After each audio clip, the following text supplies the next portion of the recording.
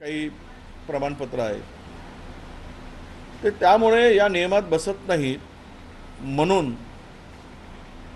ते व्हॅलिडिटी होत नाही आहे। पर्यायानं कास्ट सर्टिफिकेटच्या आधारावर अनेकांनी तिकडे निवडणूक लढली,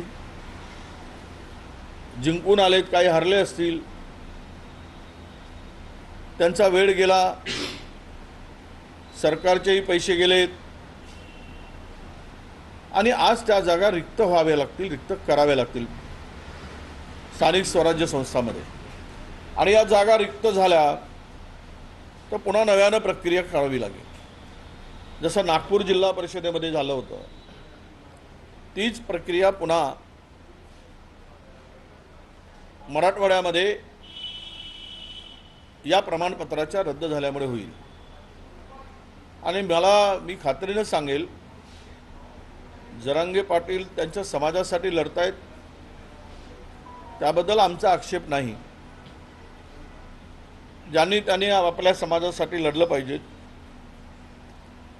पण ते अशा पद्धतीने जर जात प्रमाणपत्र रद्द होत असतील, व्हॅलिडिटी मिळत नसेल,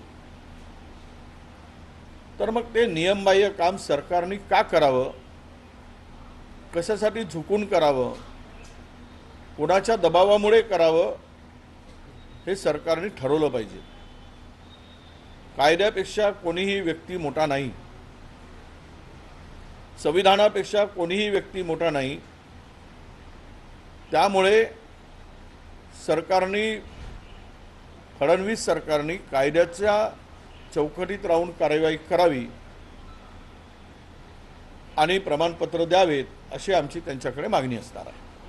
पुण्यामध्ये माळशेज घाट मध्ये 1500 मेगावॉटचा एक वीज प्रकल्प होतोय, तो अदानीला देण्यात आलेला आहे आणि मग त्यामुळे मुरबाड असेल किंवा जुन्नर दोन्ही बाजूच्या तालुक्यात 89 गाव आहे ते बाधित होत आहेत, विरोध सुरू झाला। असं हे अदानी जिथे बोट ठेवेल तिथे तो प्रोजेक्ट उभा होईल।